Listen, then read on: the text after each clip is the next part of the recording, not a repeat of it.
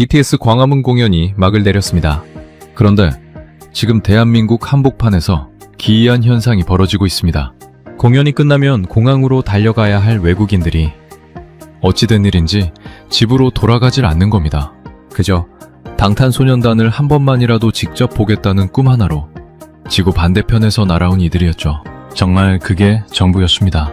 그런데 이들의 발길을 붙잡은 건 BTS보다 더 경이로운 한국의 진짜 모습이었습니다. 조금만 더 있다 갈까? 부산도 가야 하는데.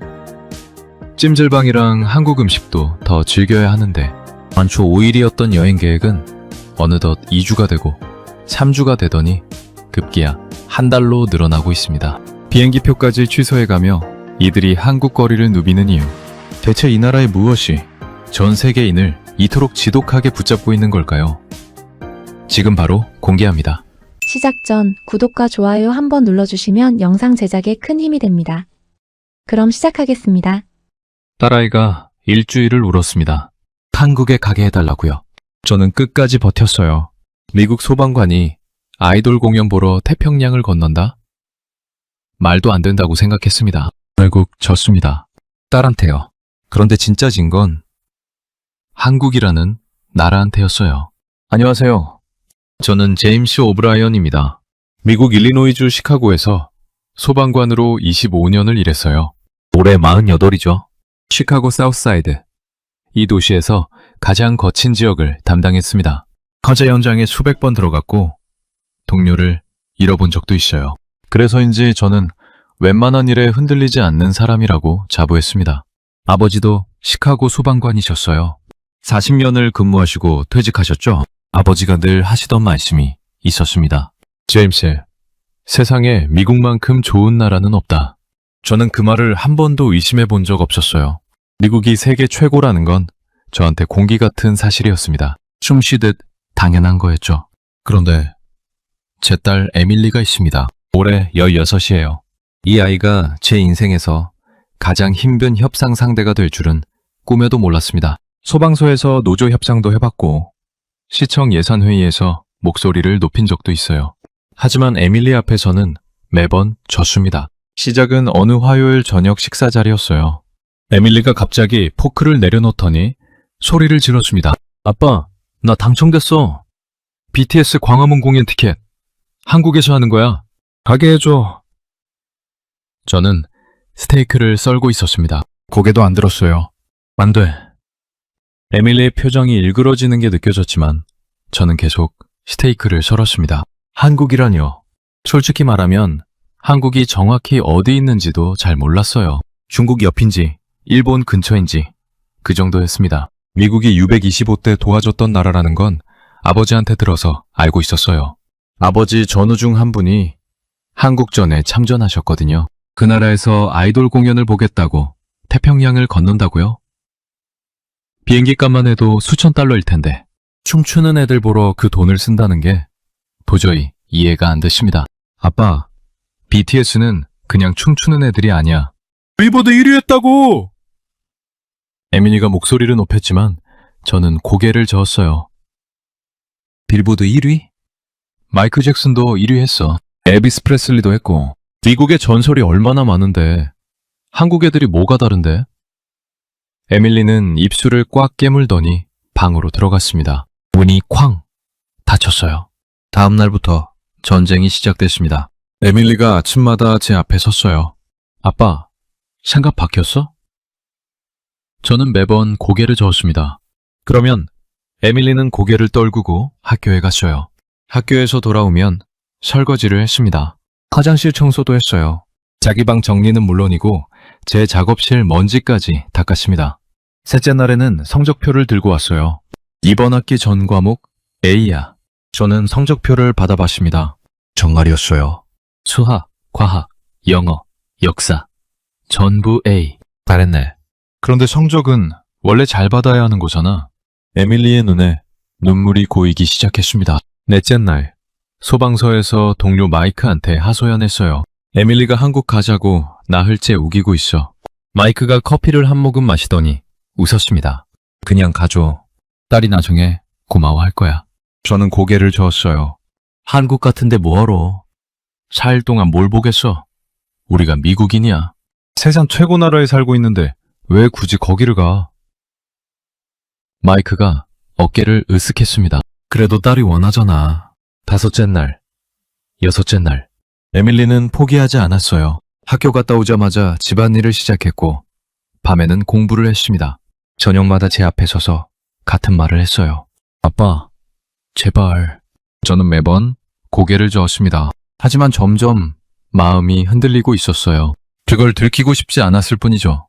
6째 날 저녁, 아내 캐런이 거실에서 나왔습니다. 여보, 에밀리가 하루 종일 울었어요. 저는 소파에 앉아 있었어요. 가슴이 아팠습니다. 하지만 한국이라는 나라가 미국보다 나을 게 뭐가 있겠어요.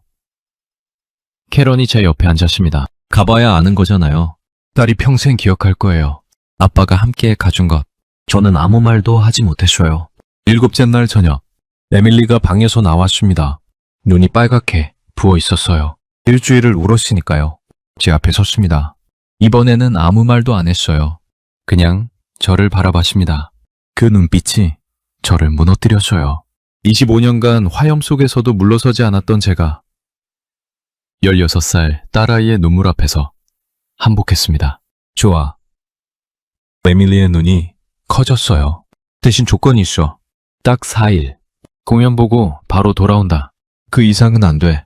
에밀리가 달려와서 저를 껴안았습니다. 고마워, 아빠. 정말 고마워. 저는 에밀리의 등을 두드리면서 속으로 생각했어요. 4일만 버티면 돼. 공연 보고 바로 돌아온다. 한국 같은 작은 나라에서 볼 것도 없을 거야. 다음날 아침, 컴퓨터 앞에 앉아 항공권을 검색했습니다. 시카고 오헤어에서 인천까지 14시간. 왕복 2,800달러가 찍혔어요. 한숨이 나왔습니다. 캐런이 제 어깨 너머로 화면을 봤어요.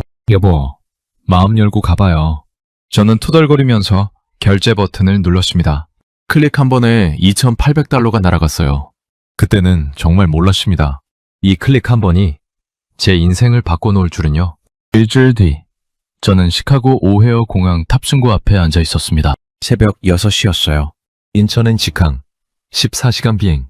옆에서 에밀리가 이어폰을 끼고 BTS 영상을 보고 있었습니다. 화면 속에서 7명의 청년이 칼군무를 추고 있었어요. 에밀리의 눈이 반짝반짝 빛나고 있었습니다. 아빠, 이거 봐. 이 안무 진짜 미쳤어. 이어폰 한쪽을 빼서 제게 내밀었지만 저는 고개를 저었어요. 나중에. 에밀리가 살짝 실망한 표정을 지었지만 금방 다시 화면에 빠져들었습니다. 저는 창밖을 봤어요. 오헤어. 활주로 위로 비행기들이 줄지어 서 있었습니다. 이 공항을 수백 번은 지나쳤을 겁니다. 출장, 소방관 컨퍼런스, 가족여행, 전부 미국 아니었어요. 태평양을 건너는 건 난생 처음이었습니다. 4일만 버티자. 쪽으로 되뇌었어요. 공연 보고 쇼핑 좀 하고. 끝. 시카고 베어스 시즌도 곧 시작되는데 한국 같은 데서 시간을 낭비할 수는 없었습니다. 비행기가 이륙했습니다. 시카고의 스카이라인이 점점 작아졌어요. 윌리스 타워, 존 행콕 센터, 미시간 호수.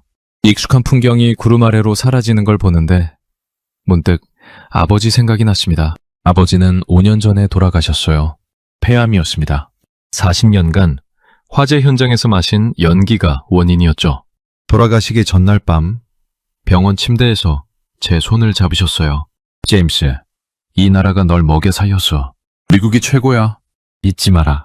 마지막 말씀이었습니다. 저는 그 약속을 지키며 살았어요. 미국이 최고라는 것. 그건 아버지가 남겨주신 유산이었습니다. 그런데 지금 저는 그 미국을 떠나 한국이라는 나라로 날아가고 있었어요. 아버지가 보시면 뭐라고 하셨을까요? 아마 고개를 저으셨을 겁니다. 한국? 우리가 피 흘려서 지켜준 나라잖아. 거기서 뭘 배울 게 있다고. 저도 같은 생각이었습니다. 6시간쯤 지났을까요? 에밀리가 제 어깨를 흔들었어요. 아빠, 한국 도착하면 뭐 먹고 싶어? 저는 눈을 떴습니다. 햄버거. 에밀리가 웃었어요. 한국에서 왜 햄버거를 먹어? 한국 음식 먹어야지. 저는 다시 눈을 감았습니다. 한국 음식이 뭔데? 김치? 매운 거 싫어. 에밀리가 한숨을 쉬었어요. 아빠는 진짜 솔직히 한국 음식에 대해 아는 거라곤 김치밖에 없었습니다. 그것도 시카고 차이나타운 근처 아시안마트에서 본 게 전부였죠. 14시간은 정말 길었어요. 영화 2편을 봤고 잠을 청해봤지만 잘 오지 않았습니다. 에밀리는 그 긴 시간 동안 내내 BTS 영상을 봤어요. 대단한 집중력이었습니다. 소방관 체력 훈련보다 대단해 보였어요. 착륙 30분 전 기매 방송이 나왔습니다. 창밖으로 구름 사이로 해안선이 보이기 시작했어요. 아빠! 한국이다! 에밀리가 소리쳤지만 저는 별 감흥이 없었습니다. 그냥 빨리 내리고 싶었을 뿐이에요. 비행기가 착륙했습니다. 문이 열리고 통로를 걸어 나왔어요. 그런데 공항 안으로 들어서는 순간 저도 모르게 걸음이 느려졌습니다. 넓었어요. 시카고 오헤어도 큰 공항입니다. 미국에서 가장 바쁜 공항 중 하나죠. 하지만 인천공항은 차원이 달랐어요. 천장이 높았고 바닥이 반짝거렸습니다. 형광등이 아니라 자연광이 천장에서 쏟아지는 것 같았어요. 사람들이 많았지만 소란스럽지 않았습니다. 안내 표지판이 영어, 한국어, 중국어, 일본어로 선명하게 적혀 있었고 어디로 가야 하는지 한눈에 들어왔어요. 오헤어에서는 표지판 하나 찾으려면 두리번거려야 하는데 여기는 그럴 필요조차 없었습니다. 입국 심사대에 줄을 섰어요. 줄이 길었지만 빠르게 움직였습니다. 제 차례가 왔을 때 심사관이 영어로 짧게 인사하고 여권을 확인하더니 30초 만에 끝났어요. 오헤어에서 외국인이 입국할 때 평균 45분에서 1시간을 기다리는 걸 생각하면 믿기 어려운 속도였습니다. 수화물을 찾으러 갔는데 가방이 이미 벨트 위에서 돌고 있었어요. 흠집 하나 없이 깨끗하게 나왔습니다. 오헤어에서 붙이면 가방 바퀴가 부러져 나오는 일도 흔한데 말이죠. 사소한 거였지만 눈에 밟혔어요. 공항 밖으로 나와 택시를 탔습니다. 기사님이 내려서 트렁크를 열어줬어요. 시카고 택시기사가 트렁크를 열어주는 건 본 적이 없습니다. 차창 밖으로 한국의 고속도로가 스쳐 지나갔어요. 깨끗했습니다. 차선이 선명했고 방음벽이 가지런했어요. 시카고 고속도로의 움푹 파인 노면과 끝없는 공사 구간이 떠올랐습니다. 에밀리가 창밖을 보며 연신 사진을 찍고 있었어요. 저는 팔짱을 끼고 앉아 있었습니다. 인정하고 싶지 않았거든요. 공항이 오헤어보다 나았다는 걸요. 고속도로가 시카고보다 깨끗하다는 걸요. 호텔에 도착해서 체크인을 했습니다. 내일이 공연 날이었어요. 2026년 3월 21일 BTS 광화문 공연. 에밀리는 이미 내일 입을 보라색 티셔츠와 머리띠를 꺼내놓고 설레는 표정으로 거울 앞에 서 있었습니다. 저는 침대에 누웠어요. 시차 때문에 머리가 멍했습니다. 4일만 버티면 돼. 눈을 감으며 또 되뇌었습니다. 공항이 좀 깨끗한 게 뭐 대수라고. 택시기사가 친절한 게 뭐 대단하다고. 미국이 최고야.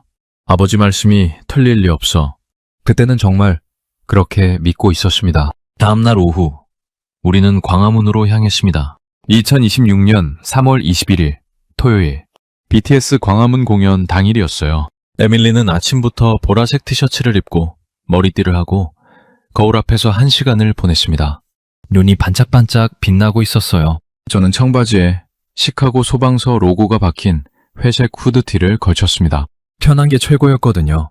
택시에서 내려 광화문 광장 쪽으로 걸어가는데 사람들이 보이기 시작했습니다. 처음에는 몇백 명 정도인 줄 알았어요.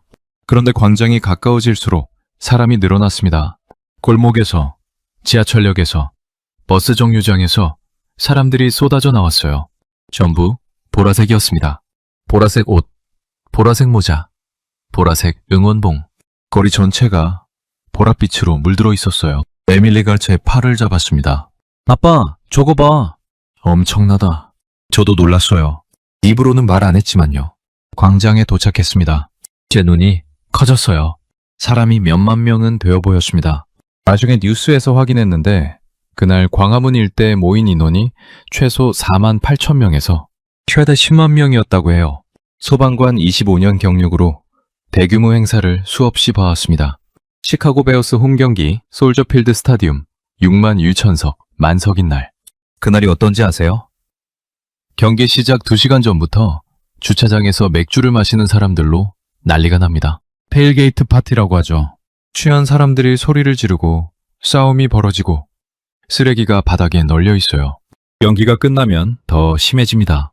병이 깨지고 누군가는 실려 나가고 소방관과 경찰이 총 출동하는 게 일상이에요. 그런데 광화문은 달랐습니다. 수만 명이 모여 있는데 술 마시는 사람이 안 보였어요. 소리 지르는 사람도 없었습니다. 사람들이 조용히 자리에 앉아 있었어요. 앞 사람을 밀치는 사람도, 새치기 하는 사람도 없었습니다. 25년간 현장에서 군중을 봐온 사람으로서 솔직히 말하겠습니다. 이건 제가 본 대규모 행사 중 가장 질서정연한 현장이었어요. 미국에서는 불가능한 수준이었습니다. 오후 8시 공연이 시작됐습니다. 무대 위에 7명이 나타났어요. 광장 전체가 보라색 불빛으로 가득 찼습니다. 수만 개의 응원봉이 동시에 빛났어요. 에밀리가 옆에서 울고 있었습니다. 감동의 눈물이었죠. 저는 무대를 봤어요. 솔직히 음악은 잘 모르겠더라고요. 하지만 한 가지는 확실했습니다. 저 사람들은 진짜 노래를 부르고 있었어요. 립싱크가 아니었습니다. 격렬하게 춤을 추면서도 음이 흔들리지 않았어요. 소방관이라 체력에 대해서는 좀 압니다. 저 정도 움직임을 하면서 노래까지 한다는 건 보통 체력으로는 안 되는 겁니다. 공연이 끝났습니다. 밤 10시가 넘었어요. 수만 명이 일어나 빠져나가기 시작했습니다. 저는 여기서 혼란이 시작되겠구나 싶었어요. 시카고에서 경기 끝나면 출구 앞이 전쟁터가 되거든요. 밀치고, 소리 지르고, 넘어지는 사람이 나오고, 소방관들이 대기하는 이유가 다 있습니다. 그런데 사람들이 질서정연하게 움직이고 있었어요. 천천히, 서두르지 않고 앞 사람과 간격을 유지하면서 빠져나갔습니다. 그리고 그때였어요. 제 눈에 보라색 어깨띠를 두른 사람들이 들어왔습니다. 손에 쓰레기 봉투를 들고 있었어요. 응원봉 불빛으로 바닥을 비추면서 쓰레기를 줍기 시작했습니다. 한 명이 아니었어요. 수십 명, 아니 수백 명이었습니다. 나중에 알았는데 아미 자원봉사단이라고 불리는 팬들이 공연 전부터 자발적으로 청소를 계획했다고 해요. 400명이 넘는 사람들이 사전에 온라인으로 모여서 쓰레기 봉투를 준비하고 구역을 나누고 역할을 분담했다는 겁니다. 저는 옆에 있던 한국 남성에게 물어봤어요. 저 사람들 돈 받는 겁니까? 그 남성이 고개를 저었습니다. 아니요. 자원봉사예요. 팬들이 자발적으로 하는 거예요. 돈도 안 받고 청소를 한다고요? 10만 명이 지나간 자리를 팬들이 자발적으로 치운다고요? 시카고에서는 상상할 수 없는 일이었습니다. 솔저필드 경기 끝나면 청소업체가 들어와서 쓰레기를 치우는데 그것도 다음날 아침에야 시작해요. 물론 전부 유료입니다. 그런데 여기서는 팬들이 스스로 하고 있었어요. 무료로. 자발적으로. 에밀리가 제 팔을 잡았습니다. 아빠, 나도 저기 가서 도울래. 에밀리는 봉사당 쪽으로 뛰어갔어요. 비닐봉투를 하나 받아들고 바닥에 떨어진 종이컵을 줍기 시작했습니다. 저는 그 모습을 서서 바라봤어요. 에밀리가 한국 팬들 사이에서 웃으며 쓰레기를 줍고 있었습니다. 말이 안 통하는데도 서로 웃으면서요. 호텔로 돌아온 건 밤 11시가 넘어서였습니다. 에밀리는 침대에 눕자마자 잠들었어요. 흥분과 피곤이 동시에 몰려온 거겠죠? 저는 잠이 오지 않았습니다. 창밖을 봤어요. 서울의 밤 풍경이 보였습니다. 건물에 불이 켜져 있었고 거리에는 아직도 사람들이 걸어 다니고 있었어요. 밤 11시가 넘었는데도요. 머릿속이 복잡했습니다. 수만 명의 질서, 자발적으로 청소하는 팬들, 돈도 안 받고 쓰레기를 줍는 400명. 이게 제가 알던 세상이 아니었어요. 시카고에서는 6만 명 경기 끝나면 쓰레기장이 되는데 여기는 10만 명이 지나간 자리가 깨끗하게 정리되고 있었습니다. 작은 균열이었습니다. 제 안에 있던 확신, 미국이 최고라는 그 확신에 처음으로 금이 가기 시작했어요. 아직은 인정하고 싶지 않았습니다. 하지만 분명한 균열이었습니다. 잠이 오지 않았습니다. 시차 탓도 있었지만 그것만은 아니었어요. 공연장에서 본 것들이 계속 머릿속을 맴돌았거든요. 시계를 봤습니다. 새벽 1시. 에밀리는 깊이 잠들어 있었어요. 저는 조용히 일어나 외투를 입었습니다. 카드키를 챙기고 밖으로 나갔어요. 이 시간에 서울 거리가 정말 안전한지 직접 확인하고 싶었습니다. 엘리베이터를 타고 내려오면서 생각했어요. 시카고였으면 이 시간에 절대 호텔 밖으로 못 나갑니다. 시카고 사우스사이드는 밤 10시만 넘으면 총소리가 들려요. 제가 담당하던 구역이에요. 25년 동안 새벽에 출동한 횟수가 셀 수 없이 많습니다. 총격 사건, 칼부림, 방화. 시카고는 연간 총격 사건만 수천 건이 넘는 도시예요. 다운타운이라고 안전한 게 아닙니다. 소방관인 저도 밤에 혼자 걸어 다니지 않아요. 그게 시카고의 상식입니다. 로비에 내려왔어요. 프론트 직원이 카운터에 서 있었습니다. 새벽 1시인데 저를 보더니 웃으며 인사했어요. 안녕하세요. 시카고 호텔 야간 직원은 대부분 졸고 있거나 무표정하게 앉아 있습니다. 이 시간에 웃으면서 인사하는 건 처음 봤어요. 밖으로 나왔습니다. 3월 말 서울의 새벽 공기가 차갑게 느껴졌어요. 거리를 둘러봤습니다. 사람들이 있었어요. 새벽 1시인데 사람들이 걸어 다니고 있었습니다. 젊은 커플이 손을 잡고 걷고 있었고 친구들로 보이는 무리가 웃으면서 지나갔어요. 한 여성이 혼자 이어폰을 끼고 걸어가고 있었습니다. 혼자서요. 새벽 1시예요. 시카고에서 여성이 새벽에 혼자 걸어 다닌다? 소방관으로서 단언합니다. 그건 목숨을 거는 일이에요. 50m쯤 걸었을까요? 편의점 불빛이 보였습니다. 환하게 켜져 있었어요. 간판에 24시간이라고 써 있었습니다. 정말 문이 열려 있을까? 문을 밀고 들어갔어요. 딩동 소리가 났습니다. 어서 오세요. 직원이 밝은 목소리로 인사했어요. 새벽 1시에 이렇게 환한 인사라니. 매장 안을 둘러봤습니다. 깨끗했어요. 상품이 가지런히 정리되어 있었고 바닥이 반짝거렸습니다. 삼각김밥 코너가 눈에 들어왔어요. 참치, 김치, 불고기, 치즈 여러 종류가 있었습니다. 시카고 편의점은 밤 10시면 대부분 문을 닫아요. 24시간 여는 곳이 있긴 하지만 들어가면 방탄유리 뒤에 직원이 앉아 있습니다. 강도 때문에요. 상품도 별로 없고 바닥은 끈적거리죠. 그런데 여기는 새벽인데도 깨끗하고 밝고 상품이 가득했어요. 직원이 방탄유리 뒤에 숨어 있지도 않았습니다. 삼각김밥 하나를 집었어요. 포장에 뜨는 방법이 그림으로 그려져 있었습니다. 그대로 따라했죠. 한입 베어 물었어요. 맛있었습니다. 편의점 음식인데 이렇게 맛있을 줄이야. 참치가 부드러웠고 밥이 촉촉했어요. 김이 고소했습니다. 시카고 편의점 샌드위치는 빵이 딱딱하고 속재료가 형편없는데 이건 완전히 달랐어요. 편의점을 나와 좀 더 걸었습니다. 그러다 불이 환하게 켜진 식당을 발견했어요. 간판을 봤습니다. 설렁탕 24시. 식당도 24시간이라고요? 시카고에서 새벽에 따뜻한 식사를 하려면 선택지가 거의 없어요. 패스트푸드점 드라이브스루 정도가 전부입니다. 그것도 차 안에서 먹어야 하고요. 문을 밀고 들어갔습니다. 따뜻한 공기와 구수한 냄새가 느껴졌어요. 손님이 몇 명 있었습니다. 새벽인데도 조용히 식사하고 있었어요.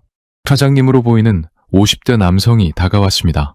한국어로 뭐라고 하셨는데 당연히 못 알아들었죠. 저는 손가락으로 하나를 가리켰어요. 사장님이 고개를 끄덕이고 주방으로 들어가셨습니다. 잠시 후 설렁탕이 나왔습니다. 뜨거운 김이 모락모락 올라왔어요. 하얗고 진한 국물이었습니다. 그런데 설렁탕만 온 게 아니었어요. 작은 접시들이 여러 개 함께 나왔습니다. 김치, 깍두기, 콩나물, 무생채, 파절이 5가지나 됐어요. 저는 놀라서 사장님을 봤습니다. 사장님이 휴대폰을 꺼내 번역 앱에 뭔가를 입력했어요. 화면을 보여줬습니다. 반찬이에요. 무료예요. 무료라고요? 저는 다시 물었어요. 사장님이 또 입력했습니다. 리필도 돼요. 더 필요하면 말씀하세요. 제 눈이 커졌습니다. 시카고에서 식사를 하면 음식값에 세금 10%가 붙고 팁 최소 18%에서 20%를 얹어야 합니다. 물도 사서 마셔야 하는 곳이 많아요. 15달러짜리 식사가 최종 25달러가 넘어가는 게 미국이에요. 그런데 여기서는 반찬이 무료로 나오고 리필까지 된다고요? 설렁탕을 한 숟가락 떠먹었습니다. 깊은 맛이었어요. 사고를 오래 끓인 맛이었죠. 고기가 부드러웠고 국물이 진하고 구수했습니다.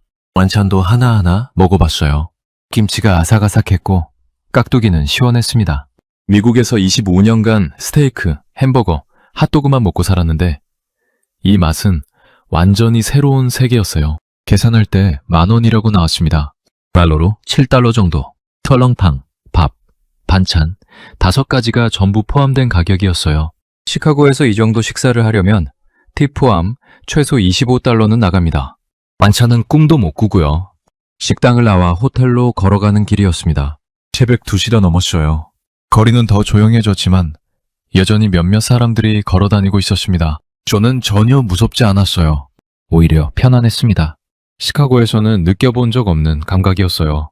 새벽에 혼자 걸으면서 편안하다니. 호텔 로비에 들어서니 아까 그 직원이 웃으며 인사했습니다. 잘 다녀오셨어요? 저도 웃으며 대답했어요. 네, 감사합니다. 방으로 들어갔습니다. 에밀리는 여전히 깊이 자고 있었어요. 저는 침대에 앉아 창밖을 봤습니다. 새벽 2시에도 안전한 거리, 24시간 편의점, 24시간 식당, 무료 반찬, 리필까지 무료, 팁도 없고 세금도 별도가 아닌 가격. 이것들이 전부 제가 당연하게 여기지 않았던 것들이었어요. 아니, 존재하는지조차 몰랐던 것들이었습니다. 미국에는 없는 것들이었거든요. 균열이 커지고 있었습니다. 어젯밤 공연장에서 시작된 그 작은 금이 지금 조금 더 벌어진 느낌이었어요. 다음날 아침, 에밀리가 눈을 떴습니다. 테이블 위에 제가 어젯밤 편의점에서 사온 삼각김밥이 놓여 있었어요. 아빠, 이거 어디서 났어? 저는 웃었습니다. 어젯밤에 편의점 갔었어. 네가 좋아할 것 같아서. 에밀리가 삼각김밥을 들고 환하게 웃었어요. 고마워, 아빠. 저는 커피를 마시며 말했습니다. 오늘 네가 가고 싶은 데 가자. 에밀리의 눈이 반짝였어요. 명동 쇼핑, 그 다음에 찜질방. 우리는 준비하고 밖으로 나갔습니다. 명동은 사람들로 가득했어요. 에밀리가 화장품 가게로 들어갔습니다. 저는 밖에서 기다렸죠. 1시간쯤 지났을까요? 에밀리가 쇼핑백을 들고 나왔어요. 아빠, 저기로 가보자. 우리는 이 가게 저 가게 들어가며 구경했습니다. 그런데 문제가 생겼어요.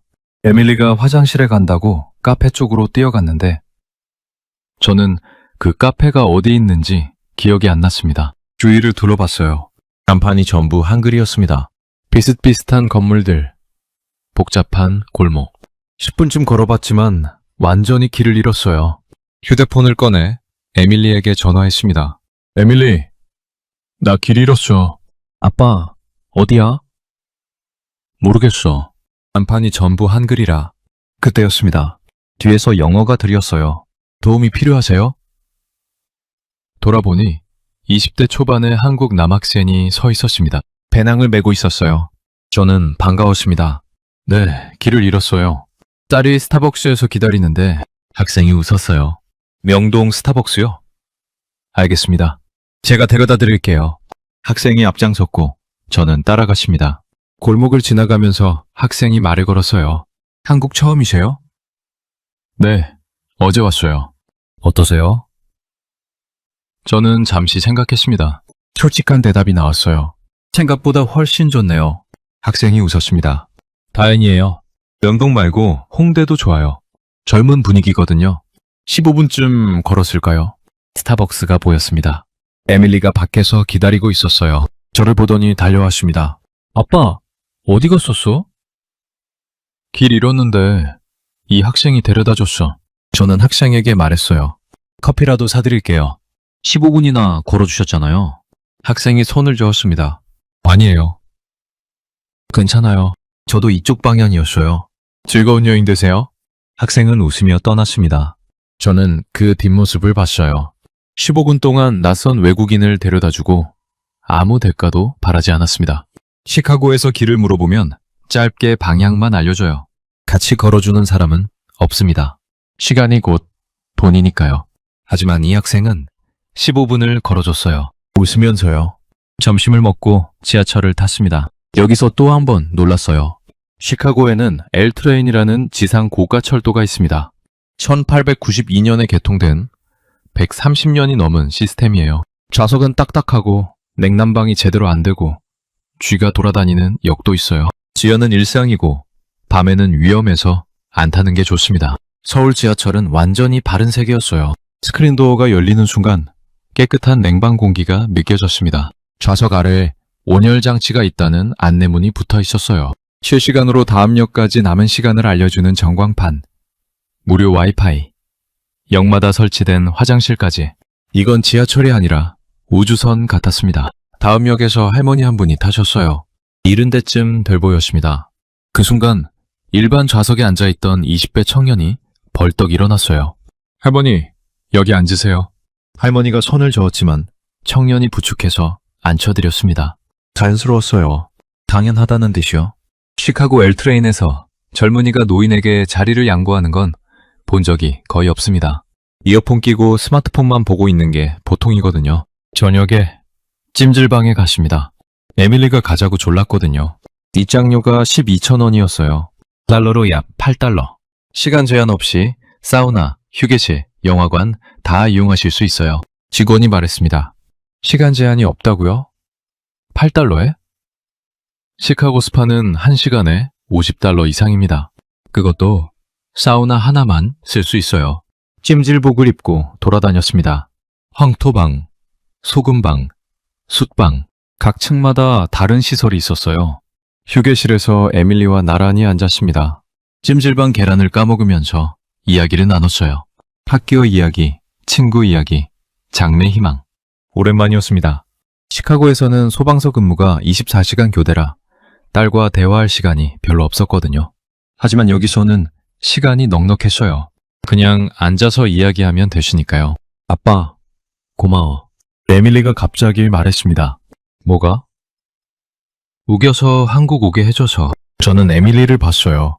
이 아이가 일주일을 울면서 한국에 가게 해달라고 했을 때 저는 짜증만 냈었죠.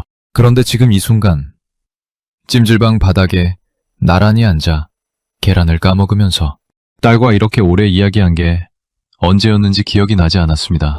에밀리, 고맙긴. 내가 고마워야지. 에밀리가 웃었어요. 아빠, 이제 한국 좋아하는 거 맞지? 저는 잠시 망설였습니다. 그리고 고개를 끄덕였어요. 좋아. 처음으로 인정했습니다. 입 밖으로 소리내서요. 밤 11시. 찜질방을 나왔습니다. 거리에 여전히 사람들이 있었어요. 택시를 타고 호텔로 돌아오는 길. 저는 창밖을 보며 생각했습니다. 길을 잃은 외국인을 15분간 안내해주는 대학생. 노인에게 자연스럽게 자리를 양보하는 청년. 8달러로 시간 무제한 찜질방. 그리고 딸과 나눈 오랜만에 긴 대화. 이 나라 사람들은 뭔가 다릅니다. 시스템만 좋은 게 아니에요. 사람이 달랐어요. 다음날 아침 화장실 거울을 보다가 턱을 만졌습니다. 며칠 전 면도할 때 긁힌 상처가 있었는데 빨갛게 부어올라 있었어요. 만져보니 따끔했습니다. 염증이 생긴 것 같았어요. 에밀리가 봤습니다. 아빠, 그거 왜 그래? 빨개. 면도하다가 긁혔어. 괜찮아. 안 괜찮아 보이는데. 병원 가자. 저는 손을 내저었어요. 미국 돌아가서 가면 돼.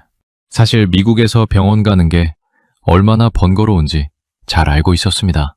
예약 잡는 데만 최소 2주. 보험 없이 가면 진료비가 수백 달러. 소방관 보험이 있긴 하지만 그래도 본인 부담금이 만만치 않아요. 에밀리가 스마트폰을 꺼냈습니다. 뭔가를 검색하더니 말했어요. 아빠, 여기 근처에 피부과 있어. 걸어서 10분이래. 예약도 안 했는데? 한국은 예약 없이도 된대. 저는 반신반의하며 따라갔습니다. 강남에 있는 피부과 앞에 도착했어요. 건물이 깨끗하고 현대적이었습니다. 들어가니 대기실이 넓었어요. 카운터로 갔습니다. 예약하셨나요? 직원이 영어로 물었어요. 아니요. 예약 안 했는데 괜찮을까요? 네, 괜찮아요. 잠시만 기다리세요. 10분이었습니다. 10분 만에 제 이름이 불렸어요. 진료실로 들어갔습니다. 30대 여성 의사 선생님이 계셨어요. 영어가 유창했습니다. 어디 불편하세요? 턱 부분이요. 면도하다가 긁혔는데 염증이 생긴 것 같아요. 의사 선생님이 자세히 보더니 고개를 끄덕였습니다. 염증이 생겼네요. 레이저로 치료하면 빠르게 나을 거예요. 의사 선생님이 장비를 가져왔어요. 작은 기계였습니다. 저는 장비를 자세히 봤어요. 소방관이라 장비에 대해서는 눈이 좀 있거든요. 깜짝 놀랐습니다. 이거 미국제 아니네요? 네, 한국 제품이에요. 한국이 이런 장비를 만듭니까? 의사 선생님이 웃었어요. 한국 미용 의료기기 수출액이 1조 원이 넘어요. 50개국 넘는 나라에 수출하고 있고요. 레이저 치료가 시작됐습니다. 따끈했지만 아프진 않았어요. 15분 만에 끝났습니다. 이틀 정도면 완전히 나을 거예요. 이틀이라고요? 미국이었으면 일주일은 걸렸을 겁니다. 그런데 그 순간이었어요. 간호사가 제 손등을 보더니 멈춰섰습니다. 오래된 화상 흉터였어요. 손등에서 손목까지 길게 이어진 흉터. 23년 전에 생긴 거예요. 간호사가 조심스럽게 말했습니다. 이건 오래된 화상이시네요. 많이 아프셨겠어요. 그 한마디에 제 안에 무언가가 흔들렸습니다. 23년 전 시카고 사우스사이드 새벽 3시 화재 출동이었어요. 3층 아파트 건물이 불타고 있었습니다. 저는 동료 토미 갤러거와 함께 2층으로 올라갔어요. 아이 울음소리가 들렸거든요. 아이를 찾아서 안고 나오는데 천장이 무너졌습니다. 불길이 제 손등을 덮쳤어요. 그 순간 토미가 저를 밀어냈습니다. 저는 아이를 안고 밖으로 나왔어요. 하지만 토미는 나오지 못했습니다. 무너진 천장 아래 깔렸어요. 저는 다시 들어가려고 했지만 동료들이 제 몸을 잡았습니다. 불이 너무 거셌어요. 토미는 그날 밤 세상을 떠났습니다. 이 흉터는 그날의 기억이에요. 25년간 소방관을 하면서 가장 힘들었던 날이죠. 토미를 구하지 못한 게 아직도 가슴에 남아 있습니다. 미국 병원에서는 이 흉터를 본 의사가 한 명도 없었어요. 아니, 봤더라도 아무 말 없이 지나갔습니다. 그런데 한국의 간호사가 알아봐줬어요. 많이 아프셨겠어요. 그 한마디가 어찌나 따뜻하던지 계산을 하러 카운터에 갔습니다.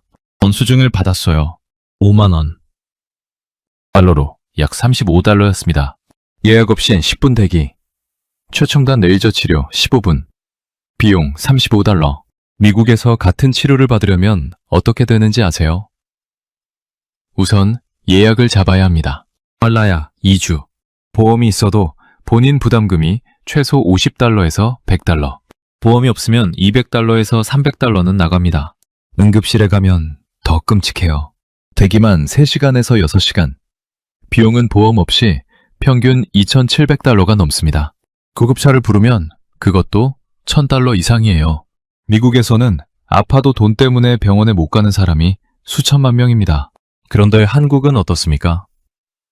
5만 원이면 최첨단 장비로 치료를 받을 수 있어요.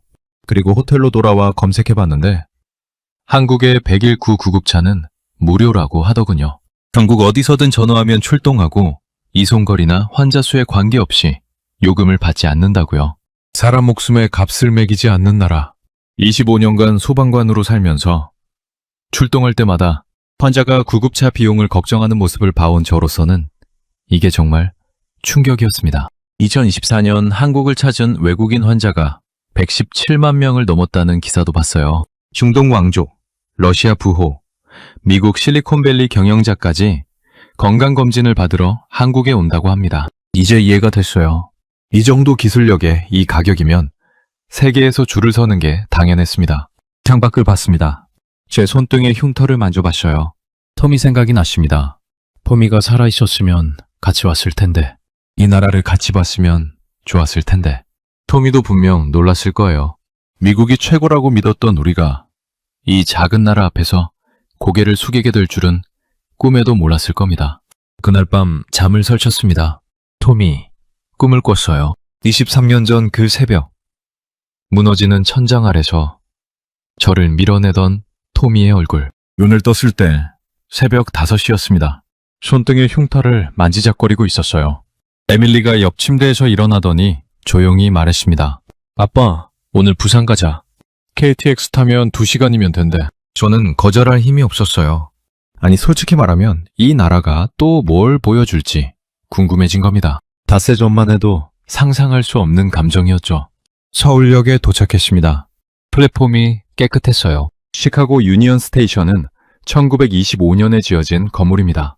역사적 가치는 있지만 솔직히 낡았어요. 여기는 달랐습니다. 안내 표지판이 한국어, 영어, 중국어, 일본어 4가지로 되어 있었고 어디로 가야 하는지 한눈에 들어왔어요. KTX 청룡이 들어왔습니다. 안내방송이 나오더군요. 100% 국내 기술로 제작된 고속열차입니다. 100%는 국내 기술. 이 말이 귀에 걸렸어요. 미국의 암트랙 아셀라는 캐나다 봄바르디에와 프랑스 알스톰이 만든 겁니다. 미국이 자체 기술로 고속열차를 만든 적이 있습니까? 없어요. 한국은 해냈더군요. 열차에 올랐습니다. 좌석이 넓었어요. 콘센트가 있었고 와이파이가 끊기지 않았습니다.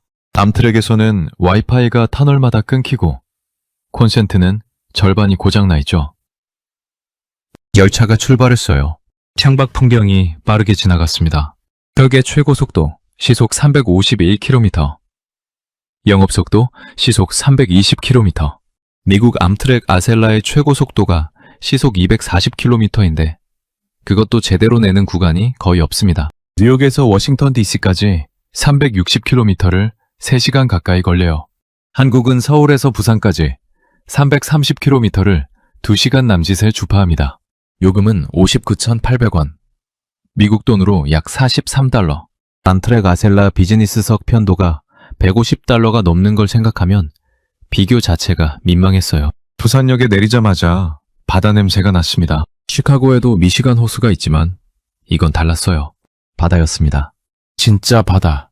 택시를 잡았는데 기사분이 영어를 거의 못하시면서도 번역 앱을 꺼내 맛집 추천해드릴까요? 라고 물었어요.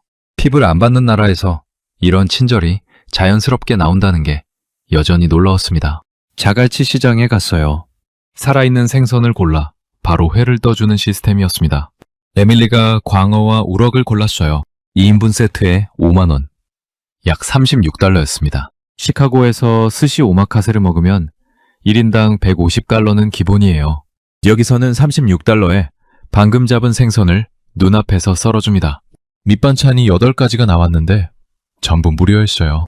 에밀리가 된장찌개를 추가로 시켰습니다. 그것도 서비스라고 하더군요. 이 나라 사람들은 왜 이렇게 퍼주는 겁니까? 해운대 해변을 걸었습니다. 3월이라 바람이 좀 차가웠지만 해변이 깨끗했어요. 쓰레기가 없었습니다. 시카고 놀스 애비뉴 비치는 여름마다 쓰레기와의 전쟁이에요. 감천 문화마을도 갔습니다. 산비탈에 알록달록한 집들이 빼곡히 들어서 있었어요. 외국인 관광객이 절반이 넘어 보였습니다. 2025년 기준 방문객이 연간 300만 명을 넘었다고 하더군요. 마을 곳곳에 벽화와 조형물이 있었는데 전부 주민들과 예술가들이 함께 만든 거라고 했어요. 정부가 밀어붙인 게 아니라 마을 사람들이 직접 참여한 재생사업. 미국에서는 상상하기 어려운 방식이었습니다. 돌아오는 KTX 안에서였어요. 에밀리가 이어폰 한쪽을 제게 건넸습니다. 아빠, 이거 들어봐. BTS 노래인데 봄날이라는 거야. 저는 이어폰을 꽂았어요. 노래가 흘러나왔습니다. 한국어라 가사를 알아들을 수는 없었어요. 그런데 에밀리가 가사를 번역해줬습니다.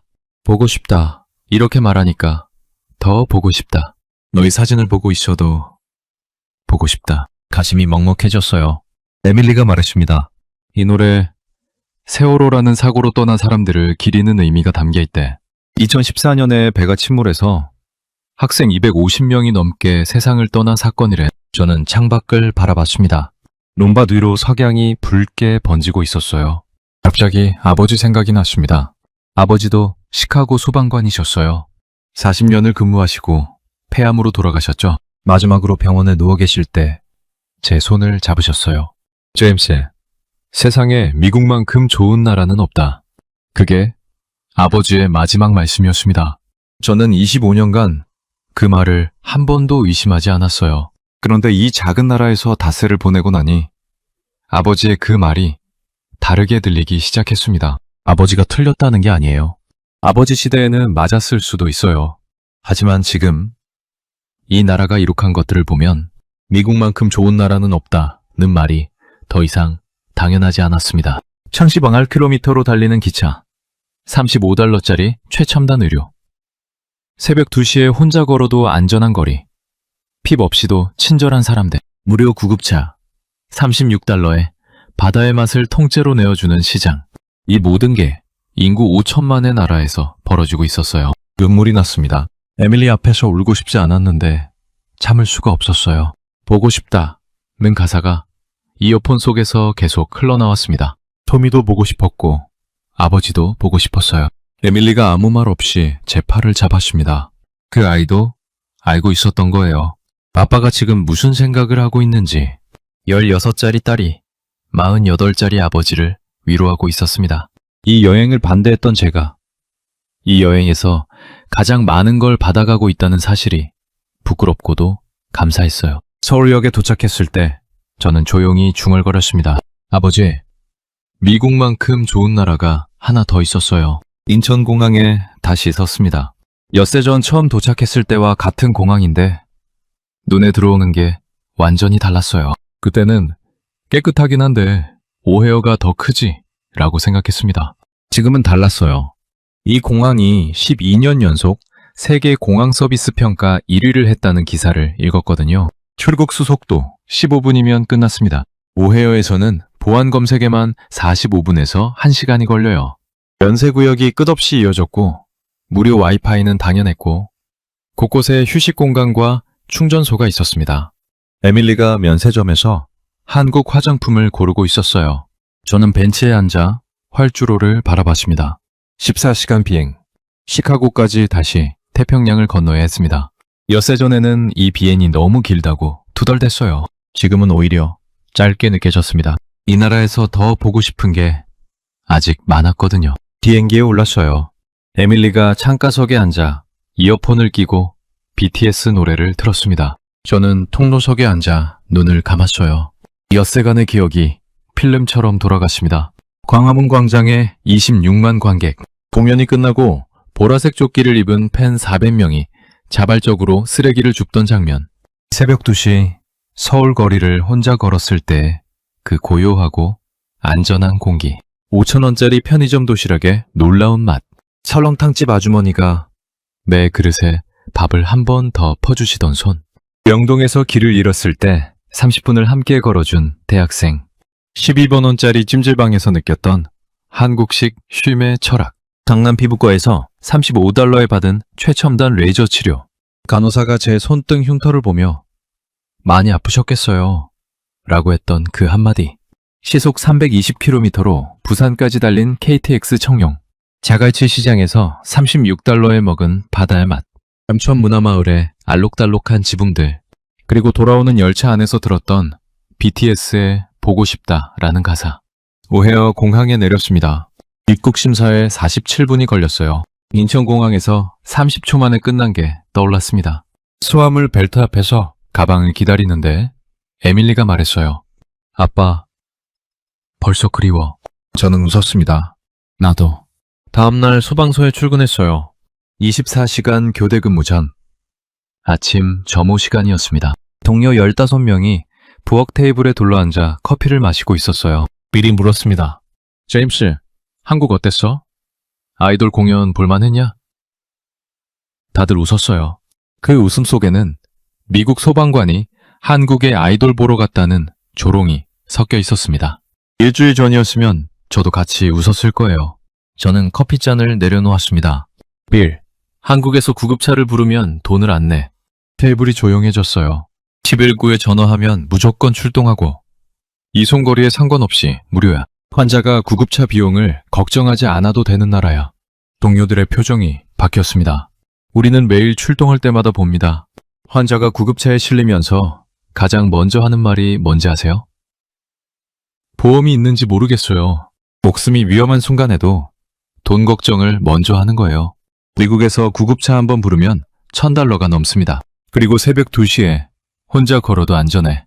총소리도 안 들리고 취객이 시비를 걸지도 않아.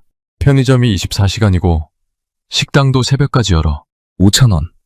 그러니까 $3 50센트면 한 끼를 먹을 수 있어. 마이크가 물었어요. 치아는? 살인율이 인구 10만 명당 0.6명이야. 시카고는 얼마인지 알지? 아무도 대답하지 않았습니다. 시카고의 살인율은 인구 10만 명당 약 18명이에요. 30배 차이입니다. 저는 주머니에서 접힌 종이를 꺼냈어요. 비행기 안에서 쓴 거였습니다. 에밀리에게 쓴 편지였어요. 동료들 앞에서 읽진 않았습니다. 대신 마지막 한 줄만 말했어요. 에밀리한테 이렇게 썼어. 아빠는 25년간 불 속에 뛰어드는 게 용기라고 생각했다. 그런데 네가 가르쳐준 게 있어. 진짜 용기는 내가 틀렸다고 인정하는 거였다. 한국이라는 나라가 그걸 보여줬고, 너라는 딸이 그 나라로 나를 데려갔다. 고맙다, 에밀리. 테이블이 조용했습니다. 빌이 커피를 한 모금 마시더니 말했어요. 제임스, 한국이 그렇게 대단해? 저는 고개를 끄덕였습니다. 인구 5천만짜리 나라가 세계 10위 경제를 만들었어. 고속열차를 자체 기술로 만들었고, 의료비는 미국의 10분의 1도 안 돼. K-팝은 빌보드를 점령했고, 공연장에서 26만 명이 모여도 단 한 건의 사고가 없었어. 그리고 공연이 끝나면 팬들이 자발적으로 쓰레기를 주워. 빌이 고개를 저었어요. 믿기 어렵다. 나도 안 믿었어. 자기 전까지는. 그날 밤 소방서 2층 침실에 누워서 천장을 봤습니다. 아버지 사진이 지갑 안에 있었어요. 꺼내서 봤습니다. 아버지, 미국이 나쁜 나라라는 게 아니에요. 다만 우리가 너무 오래 우물 안에 있었던 것 같아요. 바깥에 대단한 나라가 있었는데 우리는 쳐다보지도 않았어요. 접힌 편지를 다시 펼쳤습니다. 마지막 문장 아래 한 줄을 더 썼어요. 추신, 에밀리, 내년에 다시 가자. 이번엔 아빠가 먼저 말할게. 여러분, 오늘 이야기는 여기까지입니다. 이야기가 마음에 와닿으셨다면 대한민국 최고 댓글 한 줄만 남겨주세요. 그 한마디가 저한테는 큰 힘이 됩니다. 긴 영상임에도 끝까지 함께해주신 여러분 정말 감사합니다. 늘 건강하시고 좋은 일만 가득하시길 바랍니다. 다음 이야기에서 또 뵙겠습니다.